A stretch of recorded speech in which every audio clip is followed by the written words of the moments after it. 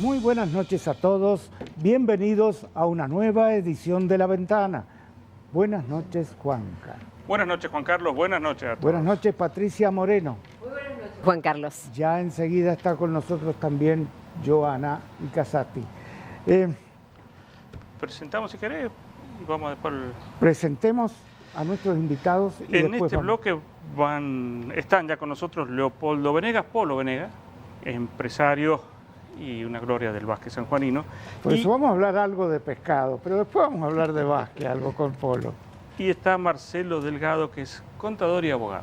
Y columnista de Sobremesa, que le hemos pedido préstamos por un día. Es un gusto, realmente. Es un gusto. Muy buenas noches. Yo creo que ya es casi... Es internacional, él juega para cualquier equipo. Comenzamos con las noticias. Ya se está repartiendo Nuevo Mundo, la edición del día lunes. Ustedes saben que de lunes a viernes sale Nuevo Mundo, a las 9 de la noche ya está repartido a todos. Y los sábados sale el Nuevo Diario y los domingos La Pericana, con lo que se completan los 7 días. Título principal de hoy. ¿Te parece? Buena repercusión hubo el título de etapa. El título de etapa que el fiscal general de la Corte, doctor Eduardo Cuatropani, dice que hay que Transparentar el ingreso a la justicia. El ingreso a la justicia es que ya es una situación que está en la boca de todos. Ojo, es lo que se viene pidiendo hace 30 años. Esto es así. Vale mucho más tener un amigo que rendir bien. Y por ahí te toman exámenes medio ridículos, como escribir rápido a máquina, no sé para qué. Con la inteligencia artificial. Hoy, o sea que nosotros tenemos una columnita en Nuevo Mundo de chistes, 10 chistes cortos. Entonces, cada vez se hace más difícil tener chistes nuevos. Entonces, se me ocurrió preguntarle a Pilot, ¿cómo se llama? Copilot, si me podía dar 100 chistes de no más de 20 palabras que entiendan y se rían los argentinos. ¡Bum! Un segundo tardó en darlo sin chiste. ¿De dónde lo sacan? No sé, pero lo sacan. ¿Y sí? Esto es así. Juanca, el título de hoy me llamó mucho la atención.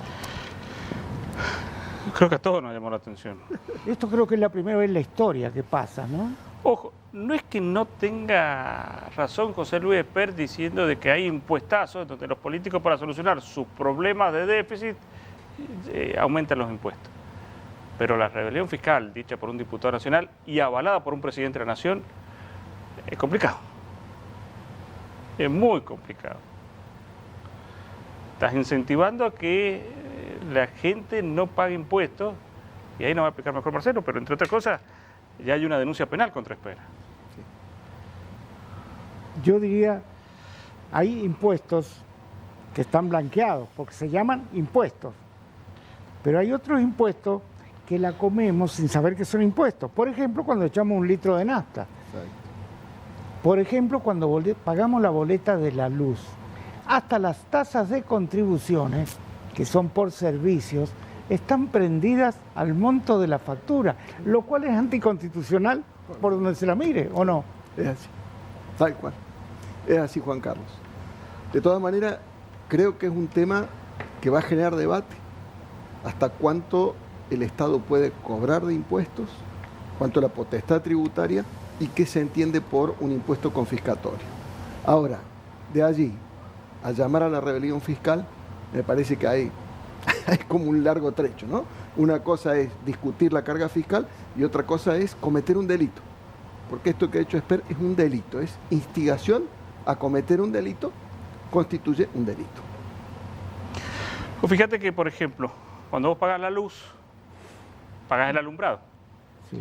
Cualquier comercio, no puede decir en su empresa, está pagando factura de la luz que están empezando a llegar ahora 200.000, 300.000, 500.000, 1 millón de pesos, 2 millones de pesos.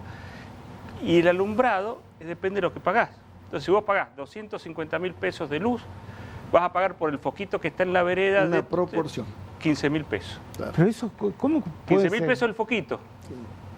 Entonces ya no te están cobrando el alumbrado, lo que te están cobrando es recaudar seguro, porque la recaudación en los municipios está el 2%, el 5%, el 15%, el 20%. Son los únicos que pagan el municipio. Entonces recaudan por la boleta de la luz.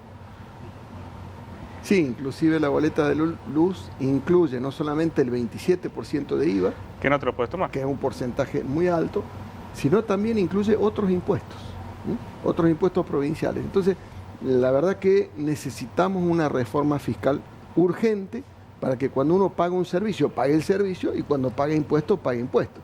Y cuando paga tasas, paga tasas.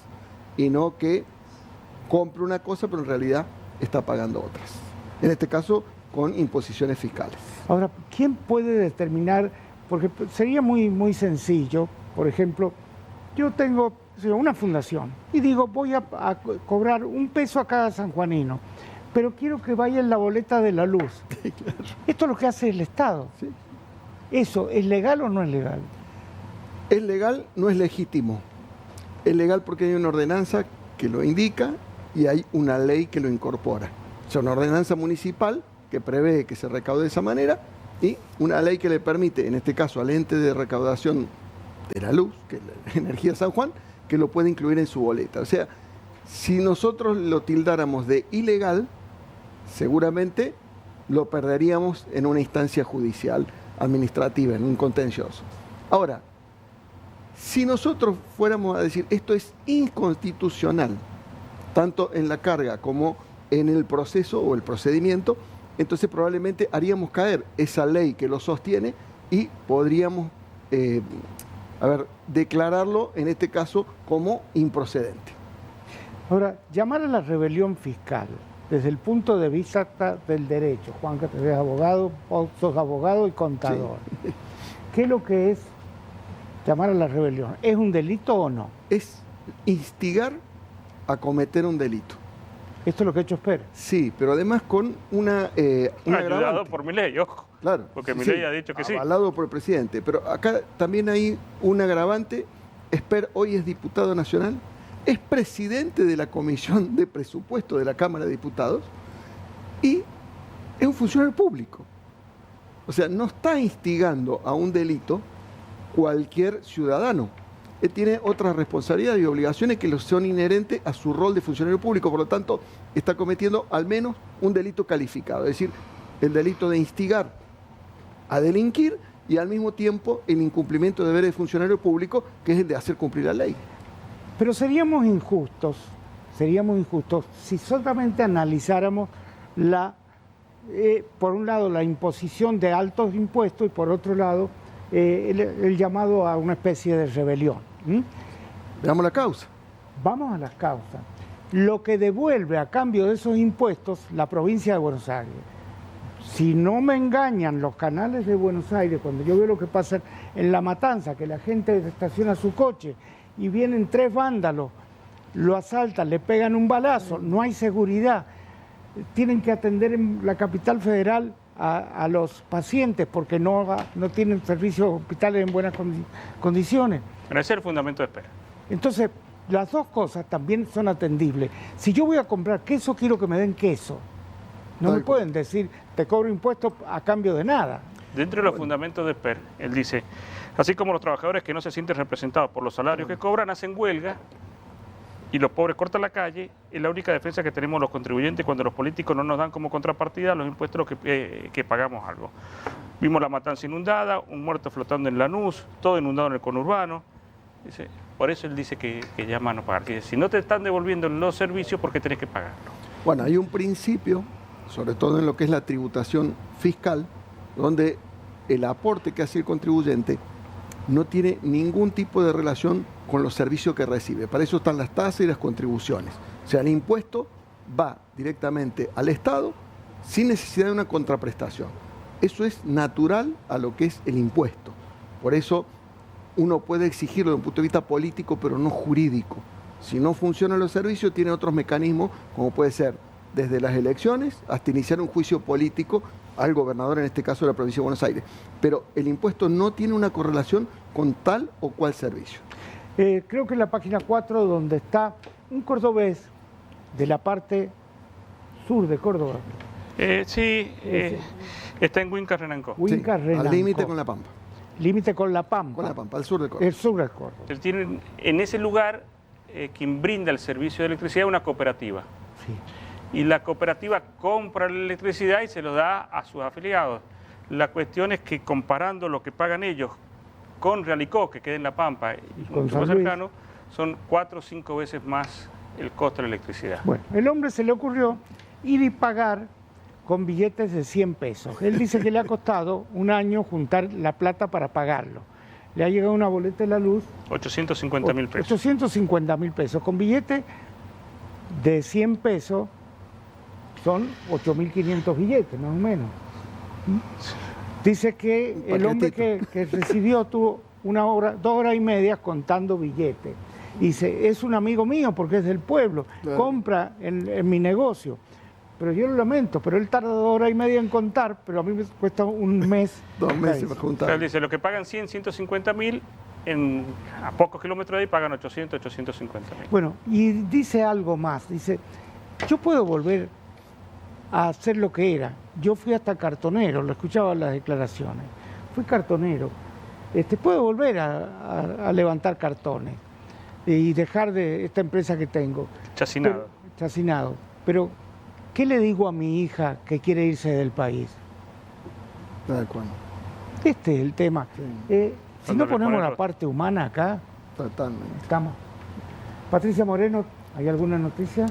Sí, y esto tiene que ver con la universidad. Específicamente hoy se anunció que el comedor universitario va a seguir funcionando con la gratuidad para algunos estudiantes. Se han modificado las cláusulas y además las exigencias, porque ustedes saben que se comienza a, de alguna manera, ajustar para poder seguir prestando el servicio. Hoy los alumnos que quieran tener este beneficio tienen que ingresar a una plataforma online, ahí cargar sus datos y formar un usuario.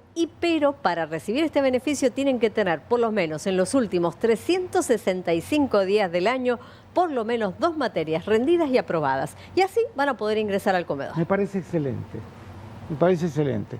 Porque eso de poner profesión estudiante, un grandote de 30 años, me parece medio absurdo, ¿no? Y que esté el resto de la gente pagándole el comedor y otras cosas. Claro, tienen que tener regularidad y las materias aprobadas. Hay una cosa que escuchaba a alguien decirlo y tiene razón. Dice, ¿te acordás cuando íbamos a la universidad que los profesores estacionaban el coche en las cocheras cerca de la universidad? Bueno, ahora estacionan los alumnos, los profesores venimos en bicicleta. Este es un tema para estudiarlo, ¿no? Muchos Porque van en bicicleta. El chico paga la educación media, el 50% Sí. casi de los secundarios va a escuela privada, y después llega a la universidad y todo tiene que ser gratuito, hasta la comida. Bueno, cuando es necesario, hasta una beca hay que darle al que no Sí, puede claro. estudiar, hasta una beca. Pero hay otros que no se hagan vivos, no pidan boleto escolar si se van en brutos autos. Durante muchos años los gobiernos eligieron también subsidiar la universidad porque era una forma de esconder los índices de desempleo. Sí, Porque era un estacionamiento. Muchos de esos estudiantes difícilmente se podían incorporar al mercado laboral, entonces de esta manera, mientras eran estudiantes, no sumaban a la estadística de desempleo. Incluso vos tenés otro problema. Chicos que, aunque sea gratis, no mismos no pueden ir a la universidad. Sí. Puede tener costo de traslado.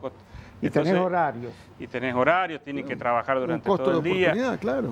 En donde quizás ahí tenés que incentivarlo con algunas cosas. Bueno, una pregunta, ¿cómo se van a hacer los balances? ¿Cómo hacen los contadores?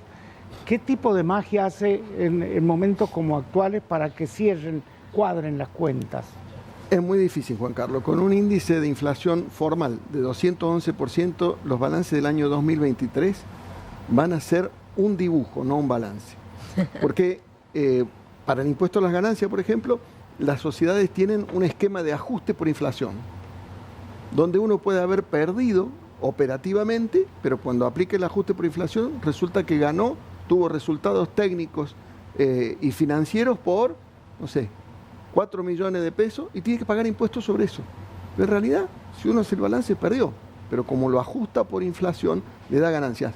Hay un fallo, estaba justamente antes de venir mirando esto, hay un fallo que tilda de confiscatorio al ajuste por inflación, justamente por esto, porque puede tener un resultado operativo muy chico, inclusive negativo, y cuando usted le aplica la fórmula del ajuste por inflación, termina enterándose que ha ganado plata. Pero te doy otro caso.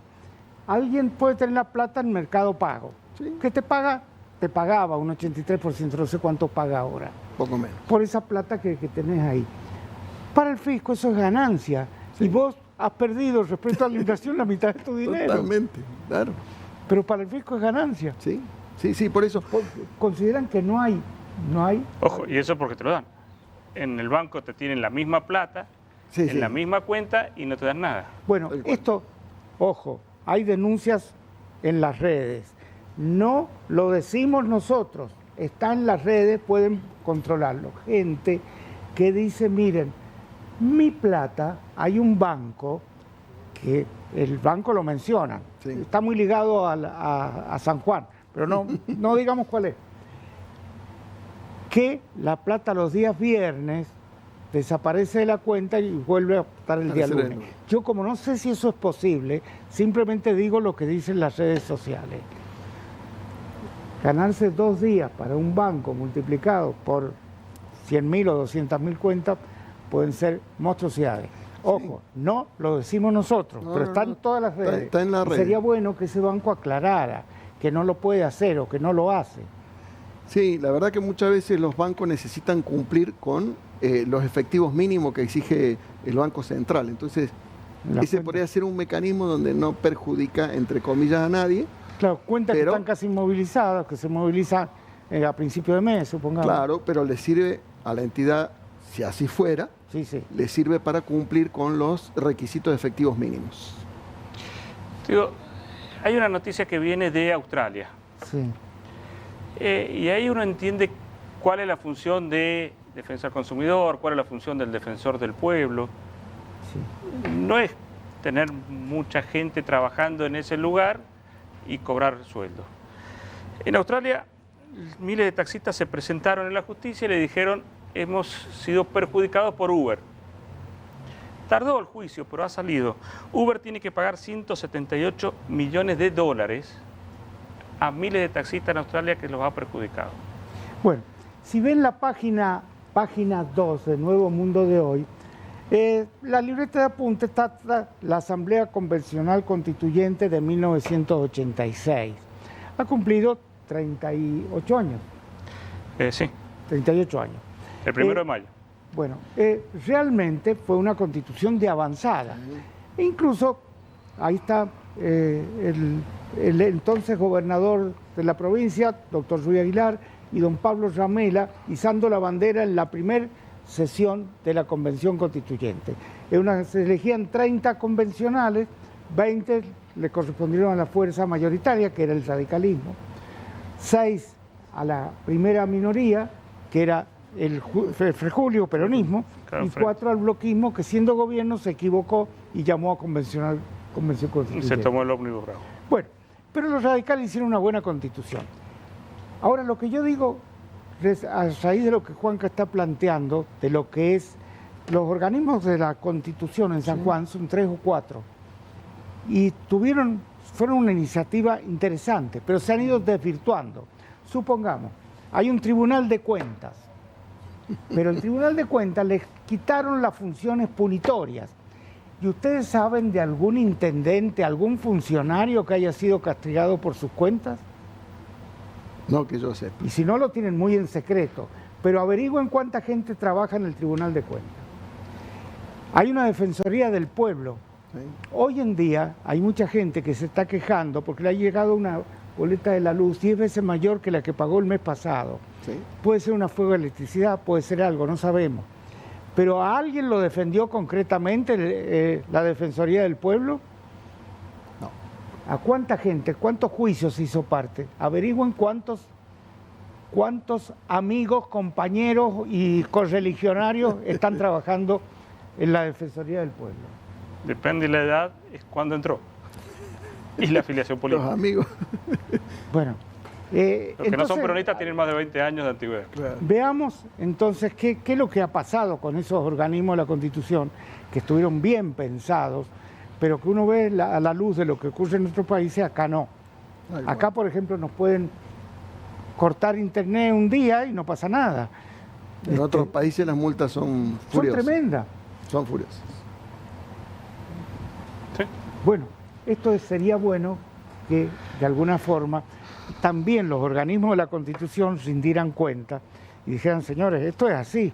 Sí, inclusive que interactuaran entre ellos, porque por ejemplo, la Defensoría del Pueblo podría actuar por ante el ente regulador de la energía eléctrica y decir, bueno, a ver, ponga luz sobre estas tarifas y cuál es el componente de tarifario, cuánto es transporte, cuánto es el costo del kilowatt, cuánto es distribución, cuántos son caso impuestos. Concreto.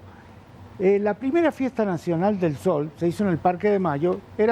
Ricardo Zunino era el director de turismo. Al día siguiente de terminada, se conocían todos los datos de cuánto se recaudó, cuántas personas entraron, cuántas pagaron, cuánto no, cuánto se gastó. Después que está el Tribunal de Cuentas, ¿alguna vez se rindió cuenta de eso? No, de todas maneras debería... Culpa del Tribunal de Cuentas y culpa de los funcionarios de turismo también. Claro. Pues, No te tendría que pedir el Tribunal de Cuentas. No, porque el es una ministro tiene que obligación mostrarlo. y es una obligación republicana. Está en la misma Constitución la publicidad de los actos. Nadie sabe cuánto sale. ¿Y las agencias? Bueno, no sigamos. Qué Patricia, tremendo lo que pasó en Blaquier. sí. Este calor extendido que tenemos en la provincia de San Juan ha llevado a que algunos animales, como los arácnidos, que son los escorpiones y demás, provoquen esto de salir a comer, pero además piquen. Y la gente a veces no se da cuenta cuando se pone un calzado o los chicos están jugando muy cerca de los resumideros y hay cucarachas, que es el alimento del alacrán. Hoy Salud Pública dio a conocer que en lo que va de este 2024, enero, febrero y marzo, 24 personas terminaron picadas por alacranes. Hay muchos alacranes, ¿Sí? me han dicho. Sí, Dice por las cucarachas y las... Hay que tener mucho cuidado al ponerse los zapatos, porque los alacranes se meten ahí adentro. ¿Y mosquitos? Y una Exacto. picadura es bravo. Claro, por si es un alacrán que de estos que son peligrosos y la gente a veces no sabe, desconoce o no revisa qué le picó en la zapatilla, eso es un problema. Juanca. Blaquier es un pueblito muy chiquito del norte de Buenos Aires, tiene 2.000 habitantes. Un bombero voluntario fue a ver un problema que había ahí con líquidos cloacales que había en el lugar. No puede salir porque no entró con máscara y ahí habían gas metano. La cuestión es que entraron 5 más a rescatarlo, murieron los 6. Sí. Hoy se pudieron conocer las autopsias y gas metano fue la causa de la muerte que había en el sistema cloacal. Bueno, ¿ustedes creen en el sistema electoral ruso? muy transparente. No sé, pues yo no sé porque nunca he vivido en Rusia. No soy ruso, pero Putin arrasó. 120%. No, 87 más o menos tenía. Bueno, así va a salir más o menos Maduro también, ¿no? Sí, lamentablemente hablan muy mal de la posibilidad de los ciudadanos de elegir y de ser elegidos. De hecho, la muerte del principal contrincante ya está teñida de duda. Bueno, Sí. enseguida vamos a hablar algo de deporte cuando esté Joana acá, pero si les parece, para liberar el columnista invitado No hay hoy, problema. pedido prestado, queda claro que esto de tanto Esper como el presidente va a seguir como tema y va a traer cola. Sin duda. A ver, yo creo que va a traer cola, pero ojalá sirva para instalar el tema de cuánto impuesto puede cobrar el Estado. Hay varios fallos. Fíjense que la Constitución dice que el impuesto tiene que ser igualitario, que no puede haber privilegio, pero no dice nada de cuánto es confiscatorio. Lo único que hace es protege el derecho a la propiedad en el artículo 17 y prohíbe la confiscación en materia penal o por cuestiones de guerra o demás. Pero no dice cuánto puede avanzar el Estado en la carga impositiva para que sea confiscatorio. Entonces hay que ir un poquito a los fallos de la Corte. La Corte habla de que cuando usted se ve imposibilitado de usar o de gozar el bien por la carga fiscal, sería confiscatorio. Y le pone un porcentaje que es el 33%. Yo no sé cuánto saben los expertos, los panelistas que acompañan los programas de televisión de Buenos Aires, pero hoy decían que en un alimentos, si se sumaran todos los impuestos, lo cual es difícil porque Sí. se suman desde contribuciones municipales, Y algunos que se impuesto pueden al descontar y cheque y otros demás, Sí. el 44% Sí. de un alimento lo constituyen los impuestos. Bueno, hay un estudio del IERAL que se publicó ayer, debe ser de Nadine Argañarás, un economista de primera, ha hecho ese estudio y llegó a la conclusión que el promedio de porcentaje de los alimentos está por encima del 44%. Bueno, ese es un tema. El gerente de Ford para la región dice que les conviene traer las camionetas de Tailandia a Chile Sí. y no traerlas de Argentina por la Los carga impuestos. impositiva. Ese es un tema. El otro tema, hacían una comparación, cuánto costaban alimentos de primera necesidad acá y en Washington. Washington es de los lugares más caros de Estados Unidos porque ahí están Es la todas las capital. representaciones diplomáticas. Tal cual. Resulta que era casi el doble el precio en Argentina que en Washington. La pequeña diferencia es que el sueldo más bajo que se gana un diplomático en Washington 10.000 son dólares. 3.000 euros y acá son 200 euros. Tal Y el sueldo promedio es 6.000 euros y acá son 500 euros o dólares. No, al todo efecto. Valga un poquito la diferencia, ¿no? Sí, la carga fiscal es violenta. En Estados Unidos el promedio del IVA es el 6%. Nosotros tenemos un IVA del 21 general y muchas cosas tienen el 27. No los alimentos, pero muchos... Y la electricidad tiene el 27 y Claro. no lo podés utilizar. Servicio. Claro, y además lo incorporás como costo. También los combustibles tienen alto componente impositivo y forma parte del costo del alimento. Es decir, pero no, como tiene nafta el alimento, no, pero hay que llevarlo y traerlo.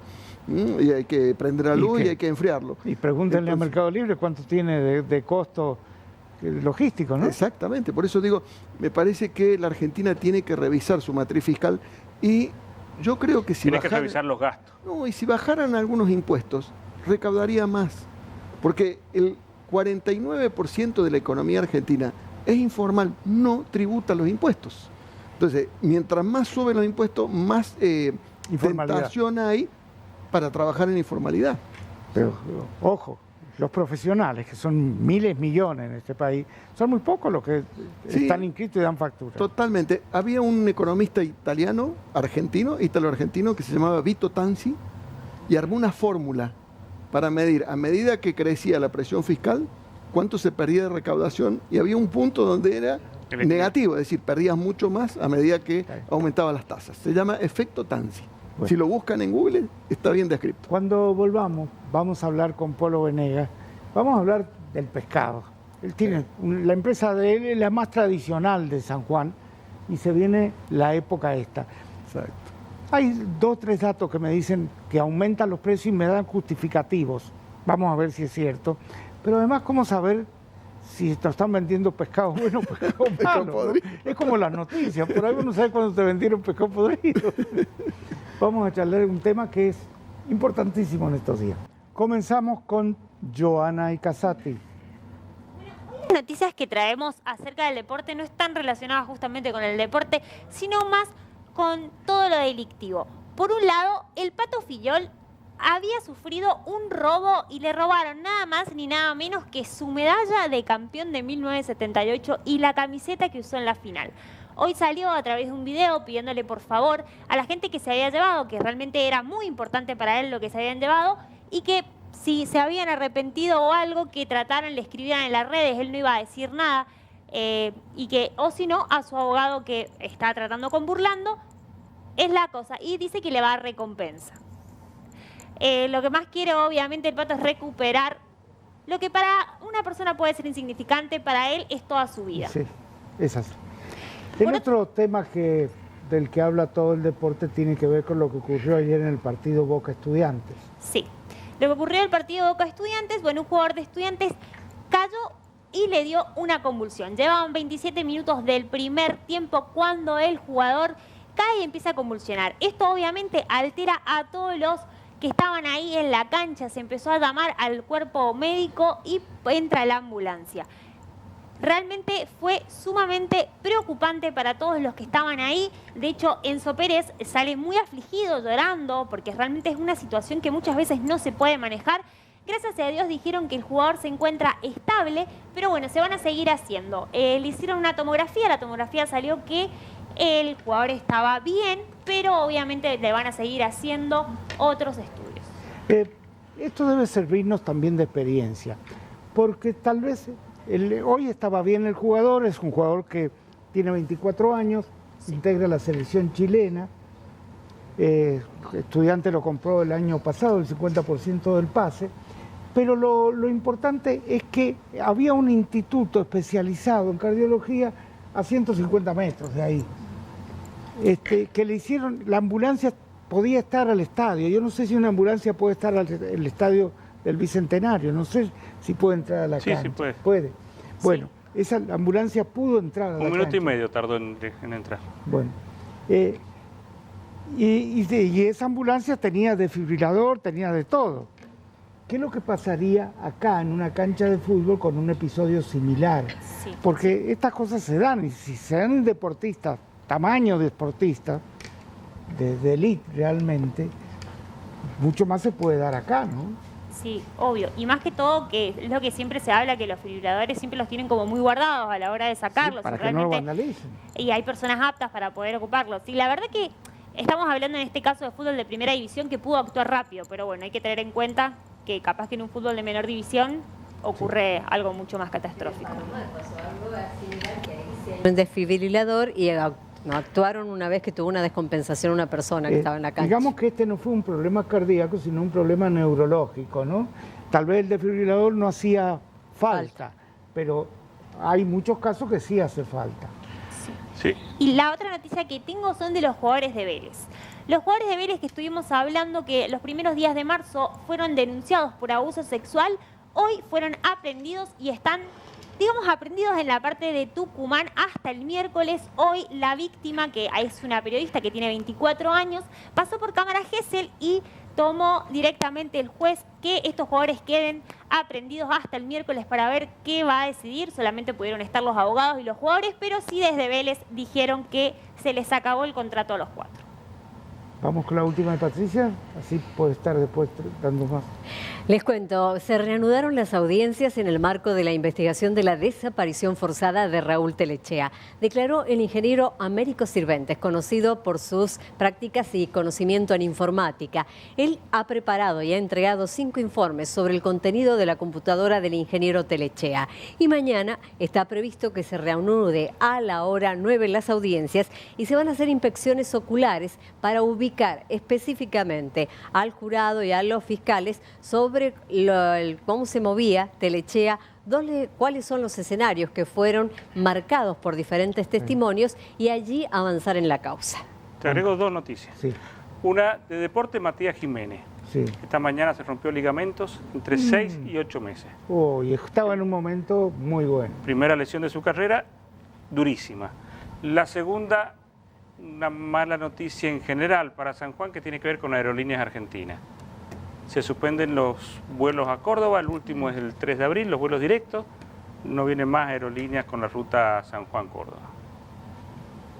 Bueno, tampoco Messi va a poder jugar la Copa América, ¿no? Sí, desde hoy la AFA comunicó que Messi no va a ser parte del plantel que juegue los amistosos que se juegan ahora el 22 y el 26. Sí se le daba la posibilidad que se quería acompañar a los compañeros, ya que es en Estados Unidos, no hace falta que él salga del país, ni mucho menos, pero bueno, No, dijeron que no puede. ya dijeron que no puede. Que no puede. Ese es un comunicado que ha dado el mismo club. Sí, Que no puede acompañarlo, tiene que seguir la recuperación. la recuperación. Y bueno, y en su lugar llamaron a Guido Rodríguez. Bueno, Juanca, nuestro invitado. Sí, lo habíamos presentado en el primer bloque a Leopoldo Polo Venegas. Sumamos a Vanessa Pringles, que es psicóloga, y a Rodolfo Ferrer, que es docente, especialista en todo lo que tiene que ver con el folclore. Y las tradiciones. Es que parte. Bueno, Polo, llega la Semana Santa. Y no sé por qué, pero comemos pescado. Hasta el Papa dice, che, no es obligatorio comer pescado, pueden comer lo que quieran. Pero la verdad que la tradición es muy fuerte, ¿no? La verdad que sí, ya se nota en los viernes de Cuaresma. La gente lleva para varios días, no sé, o para una familia grande. No tengo idea porque no es el kilo de siempre, sino los 2 o 3 kilos. Sí, sí. Y bueno, y como siempre, los problemas, que si sube, que si no sube, que si hay, que si no hay. Es normal, Es normal. Se trabaja más en todo. Los pesqueros pescan más, los camiones andan más, y nosotros trabajamos con más gente. Con más gente. Vos sabés que me decían que igual que los docentes aprovechan el comienzo de clase para discutir los salarios, las paritarias, en el caso de la industria pesquera, lo discuten los salarios cuando llega Semana Santa. Y entonces ahí hay un porcentaje de aumento extra, ¿no? En febrero lo discutieron y sacaron casi un 70% de aumento, pero retroactivo al 1 de enero.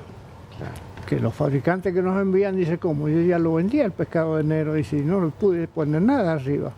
Así que es así, pero ya arreglaron todo, no hay problema de paros ni nada por el estilo. Decime, Polo, ¿aumenta el consumo de pescado en San Juan? Sí, Yo creo que sí, ¿no? sí, sí. Por sí, lo sí que aumenta. veo Sí, en porque, la casa de comida al menos. claro, y hay más pescaderías también repartidas por todos lados ahora que no existían. Existían revendedores para Semana Santa y pocos fijos. Sí, hay uno que viene de La Rioja, dicen siempre. Sí, ¿Dónde estaciona el camión? Yo lo he visto varias veces, el camión que se pone en la esquina del Jockey, en la República del Líbano y Palabra de Sarmiento. Pero es un camión que pone un tablón y se pone a vender.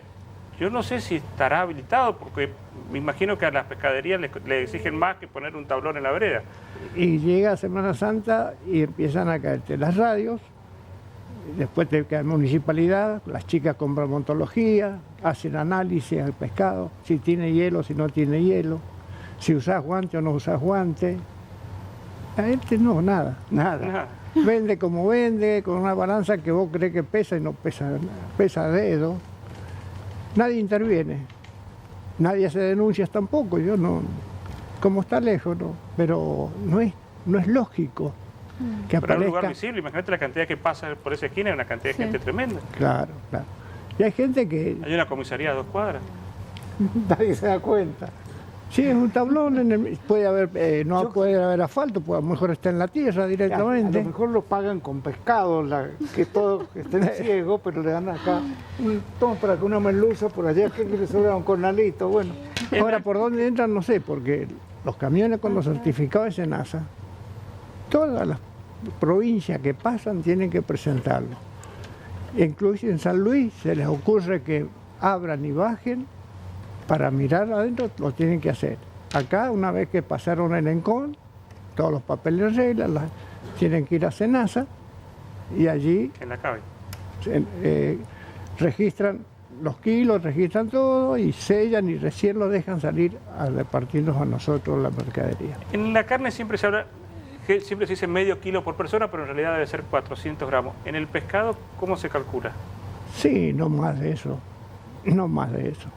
300, cuarto kilo, depende del pescado, porque hay pescados muy livianos, digamos de gusto suave, y otros como un salmón rosado o Esos una son 50 trucha. gramos, por el precio.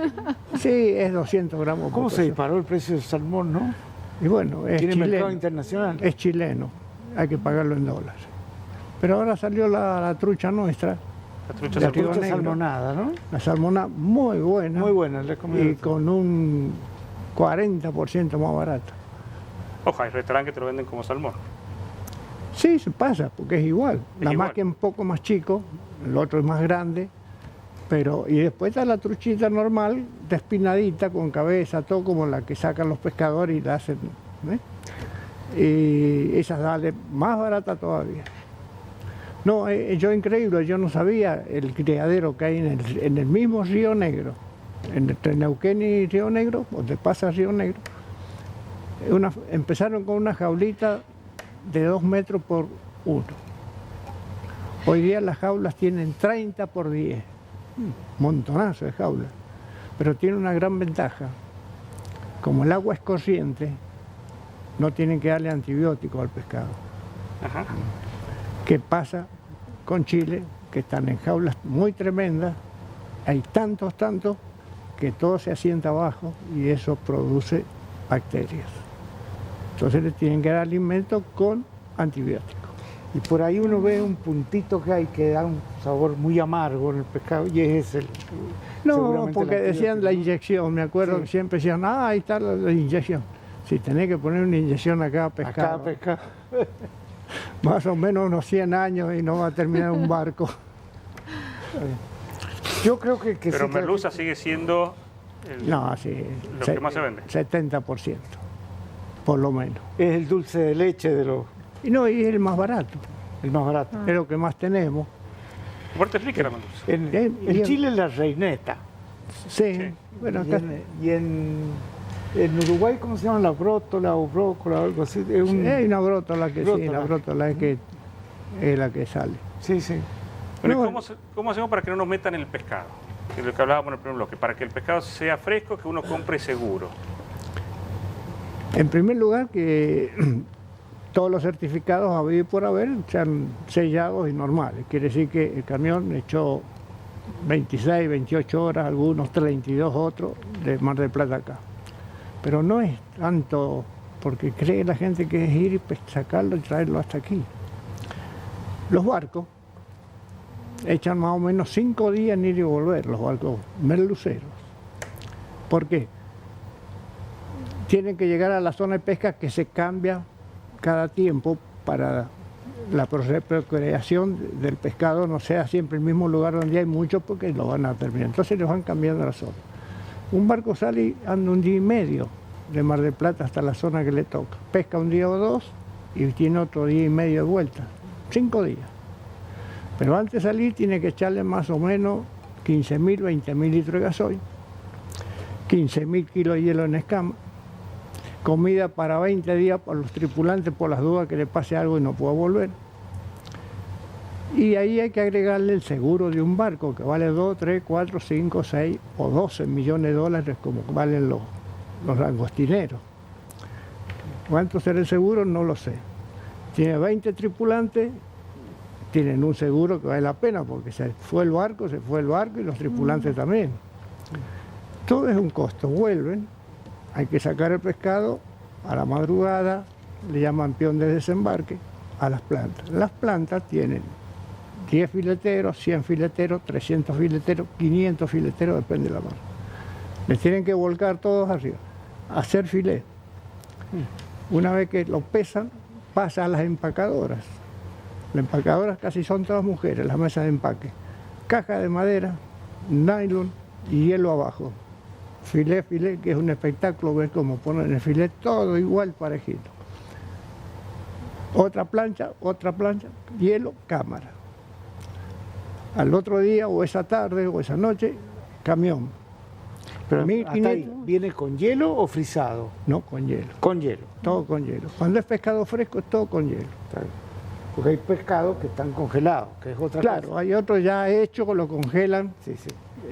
que siempre hay que tener de reserva y muy buen pescado. No hay, porque tiene menos tiempo que el que viene, porque se los hacen y lo congelan ese mismo día, el otro viaja un día y medio. Claro. Más que la gente dice, no, congelaba, no es así. Y bueno, y todo eso es 1.500 kilómetros, los camiones que vienen, que traen el pescado, que traemos el pescado, es 1.200.000 de gasoil más o menos.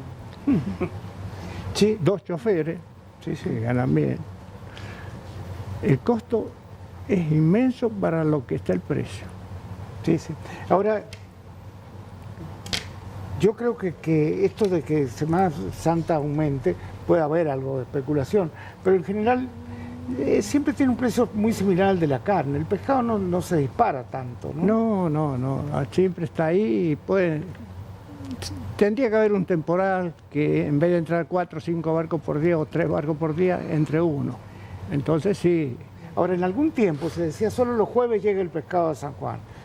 Ahora llega todos los días, puede llegar todos No, los sí, días. pero llega los miércoles y los viernes. Miércoles y viernes. Así que no hay problema. Y los camiones antes echaban 36 horas, hoy echan 24 horas. Está bien. Los camiones andan 110, 120 como si tal cosa. Dicen que hay que fijarse en el ojo del pescado para ver si está bueno, ¿cierto? Yo no sé. No, Eso lo dice Salud Pública. Sería mejor que mandaran un inspector, pero bueno. No lo hay dicen. como ponerle- Hay que fíjese en el ojo. medir el pH y se acabó el problema. ¿Ah, sí? Claro, se hace un tajito, se le mete el papel para sale el color, uno lo pone en el color que figura acá, bueno, regular, malo, no sé, y el pH no falla. Bueno, ¿Qué es lo que hace la municipalidad en Semana Santa? está bien. En Semana Santa. Vanessa, un gusto. Este año no habíamos tenido el gusto de tenerte en el programa. Es cierto. ¿Has tenido buenas vacaciones o no? Sí, vacaciones que ya se acabaron. Ya se acabaron. Se acabaron, sí. Bueno, teníamos un tema con Vanessa. Me decían, es un problema, un tema humano, pero que tal vez merece una explicación, un análisis. ¿Qué pasa cuando alguien dice voy a salir del placar? Me imagino que el problema no es que salga o no salga, sino los ojos de los demás, sobre todo cuando a lo mejor esa es una persona mayor. Bien. Y esto parece que no, pero es un problema de estos días que se da. Claro que es un problema actual y que viene siendo un problema de hace muchos años, ¿no? Esto es lo que se dice como salir del closet, Sí. más socializado así. A ver, primero hacer como una pequeña diferencia para que todos los que nos están escuchando puedan entenderlo. Si bien conocemos desde siempre la diferenciación entre los géneros, que siempre hemos hablado entre los sexos, sexo biológico, que es como la persona nace, que es el sexo masculino y el sexo femenino, es importante aclarar y entender que hoy en día existe también lo que se denomina identidad de género. ¿Bien? ¿Qué es la identidad de género? Es la sexualidad que la persona elige de acuerdo a cómo se percibe a sí mismo, cómo quiere vivir su sexualidad, cómo quiere vincularse con un otro. ¿Bien? Entonces, de repente nos encontramos con una persona, como vos me decís, Juan Carlos, que nació con sexo masculino o femenino y después, en algún momento de su vida, porque esto es un proceso, porque bien hablamos, la palabra que se utiliza es identidad de género, justamente, esto puede modificarse, ¿sí? Entonces, la identidad de género, a lo mejor de una persona que nació con un sexo masculino, elige otro tipo de sexualidad que no está relacionado con su sexo, ¿bien? Entonces esto es algo que por ahí socialmente todavía cuesta mucho entenderlo, ¿sí? Pero el caso es porque pues, a través de las redes sociales uno se entera de alguien que tenía una familia constituida, Sí. tenía hijos, tenía esposa y de pronto dicen, mira, esto no va más, se va y se va a vivir con y con hace alguien una del mismo elección sexo. Sí. de género distinta. Sí. Y esta elección puede modificarse, ¿sí? A lo mejor tenía esposa, se separó, se fue con otra persona de género masculino y después mañana busca una persona de género femenino. Por eso hablamos de una identidad y esto va modificando, puede cambiar. Hoy en día es muy común escucharlo entre los adolescentes, que hacen una elección, la van modificando y no es que estén en un proceso de identificación y que no han logrado alcanzar la identidad, sino que la identidad de género se va modificando. Como el sexo no se va modificando, sí se modifica la identidad de género. Entonces esto que vos decís, una persona que constituyó un grupo familiar tradicional, vamos a decirlo, puede de repente, esto de salir del closet, que es un proceso que, si bien comparado con años atrás, es un poco más simple, no es tan sencillo. A ver, yo te comento algo para que lo podamos entender.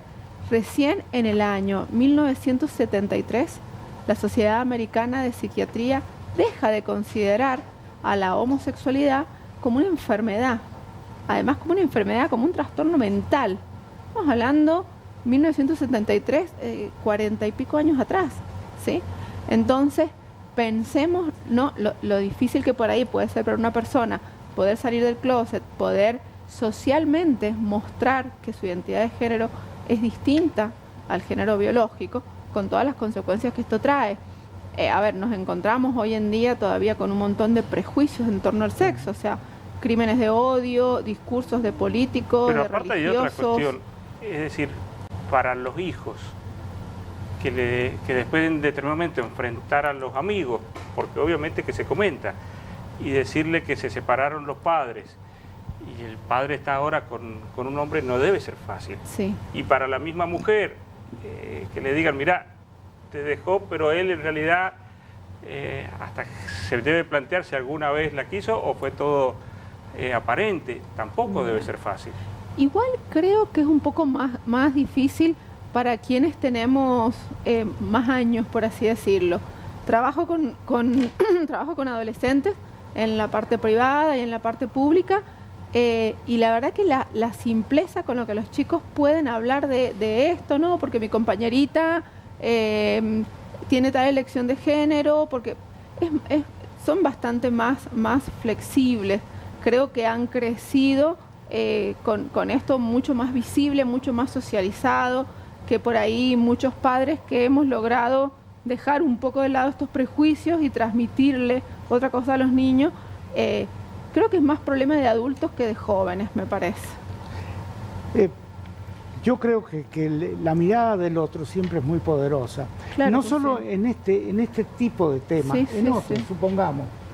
Si yo mañana me teñiera el pelo de color verde y salgo a la calle, tal vez no lo hiciera no porque no tenga ganas, a lo mejor, sino por la mirada del otro. Sí. Y la mirada del otro en provincia como la nuestra Más es todavía, súper poderosa. Más todavía. Es- A ver, es muy vivimos en poderosa. una sociedad muy machista, muy patriarcal, con mandatos sociales y culturales muy fuertes, muy fuertes.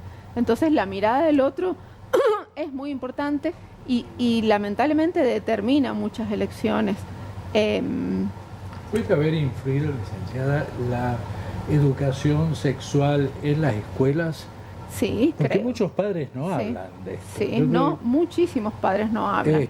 Yo, siendo director, creo que había Bueno, una escuela que había ya intentado después.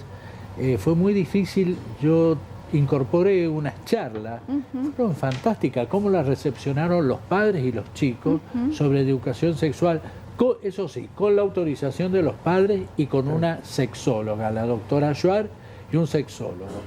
Y realmente fue muy... La ignorancia que había entre los chicos en esto era tremenda. Sí, sí, comparto lo que decís, me parece fundamental y también entender que es algo grave porque la elección de género, la sexualidad, hace a la identidad de la persona. Entonces, esta mirada o esta no aceptación o esta discriminación del otro es algo que afecta directamente a la identidad y todo lo que nos afecta a la identidad nos afecta a la salud mental. Bueno, ¿Vamos a un corte? Vamos a ir a un corte. Simplemente señalar, este caso de los jugadores de Vélez, sí es un caso de análisis, ¿no? Que tal vez, si hay tiempo, lo tratamos enseguida con Vanessa. Porque una persona que a lo mejor, si está solo, lleva una vida totalmente normal, pero se juntan 4 jugadores de fútbol en un lugar, en una provincia distante, como es Tucumán, y las reacciones son imprevisibles. La manada que le dicen. La manada. La manada. Cuando termine la ventana, no vaya a irse, no vaya a apagar el televisor. Empieza Buenas noches, buenos días, el nuevo ciclo. ¿Cuántos años lleva ya Buenas noches, buenos días? Creo que ya, 14 creo que llevan por ahí. fíjate Muchos que años. yo te diría que casi han inventado ese horario y mucha gente se queda hasta el final para ver Buenas noches, buenos días. La expectativa hoy es cómo va a estar integrado el equipo. Hay un cambio. ¿Hay un cambio? Bueno, no lo anticipemos, que lo descubran enseguida viendo Buenas noches, buenos días, ¿no? Muy bien, seguimos, profe. Estaba viendo las imágenes, no sé si están las imágenes de lo que ha sido la celebración, creo que se llama, del cura Brochero en Chimba. Una multitud realmente. Una multitud y ni hablar lo que es en su provincia de origen, ¿no? En Córdoba. Sí, ha llegado, acá en la catedral misma, ha sido una misa realmente con una cantidad de fieles que han seguido esta canonización de un hombre, como es el cura Brochero, ¿no? Es decir, un hombre que nace en el año 1840, con una amistad muy directa en Córdoba, siempre nació, vivió y murió en Córdoba. Y ese es lo que llamamos el cura gaucho, ese hombre de campo que podía Tenemos imágenes relacionarse. de lo que ha sido la celebración. Si la tienen, por favor, pásenla. Sí. Y que se relacionaba mucho con su entorno, con esta gente de campo, tenía sus mismos... La comunicación, él al vivir ahí, no era un sacerdote de esos que los van trasladando de un lado a otro. Sí tenía una amistad grande con el gobernador, porque habían sido compañeros de escuela primaria, de Juárez Helma.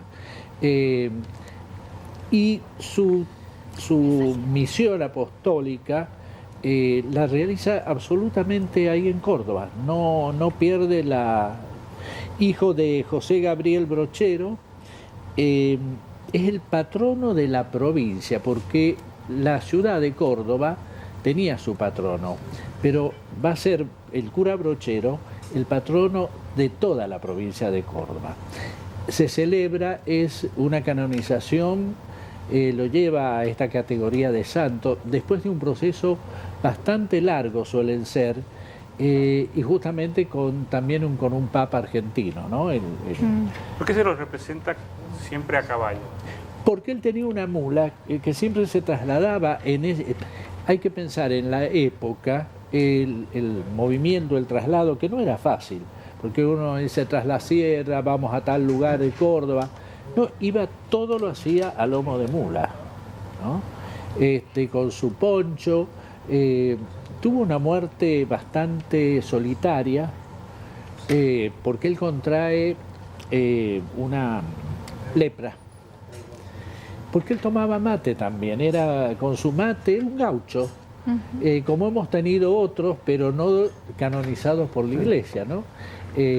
Pero en este caso muere en una soledad absoluta con su hermana, sordo y ciego, justamente por la lepra, que no había en ese momento la... Hay dos cosas que me interesa saber, por curiosidad. La primera, ¿por qué la gente sigue más este tipo de santos populares, como puede ser la difunta Correa, un claro, santo, sí. o Seferino Namuncurá, que otro tipo de santos, ¿no? Bueno, porque para la gente, para el pueblo, digamos, cuando una persona ha tenido un sufrimiento muy grande, se considera que esa persona y ha hecho bien en la sociedad donde ha vivido, lo vemos con la Madre María, con Pancho Sierra, y acá en San Juan tenemos más o menos 15, 16 canonizaciones populares. No es la iglesia, sino que es el pueblo el que le da la categoría de santo. La más conocida desde ya es la difunta Correa. Hay otros pocos conocidos, como es Miriam Estéforo, el Maruchito Milagroso, el taxista Caputo. Tenemos la cantidad, 20 por lo menos, fácil, de las reconocidas, y en algunas zonas alejadas, por muertes violentas o con mucho sufrimiento, la gente cree que ha limpiado todos sus pecados, y bueno, empieza así paulatinamente, se le hace un pedido. Si son niños, porque son angelitos, se consideran que no ha tenido ninguna mancha en su vida y tiene el alma pura. Segunda. Eran dos cuestiones. Sí, esa es la otra, ya ni me acuerdo. Ustedes saben cuál es el problema de no acordarte.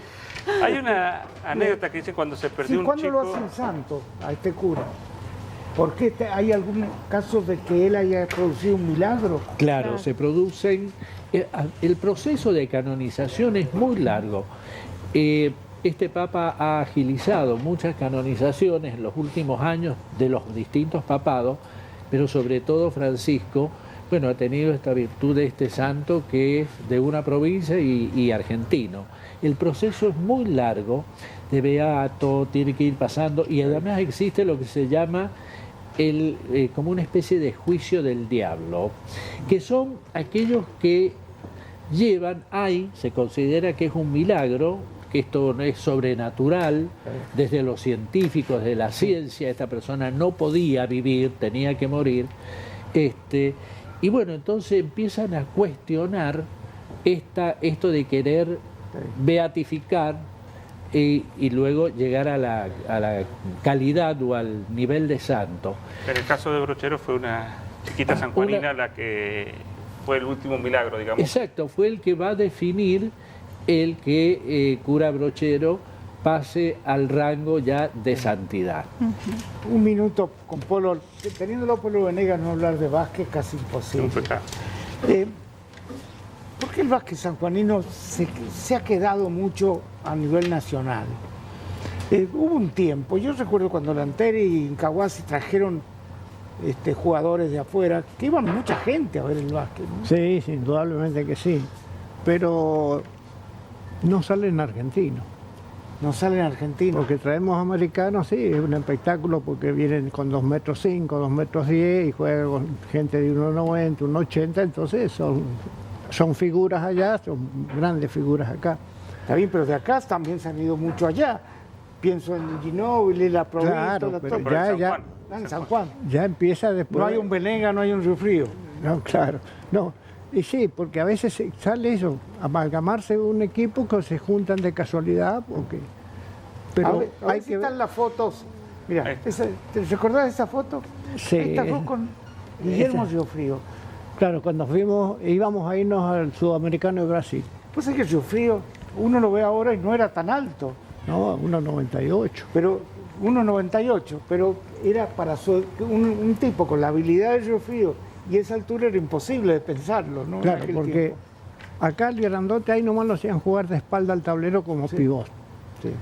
Y como estaba el hermano, que era mayor Ricardo. y jugaba de pivot, él tuvo que empezar a jugar de afuera.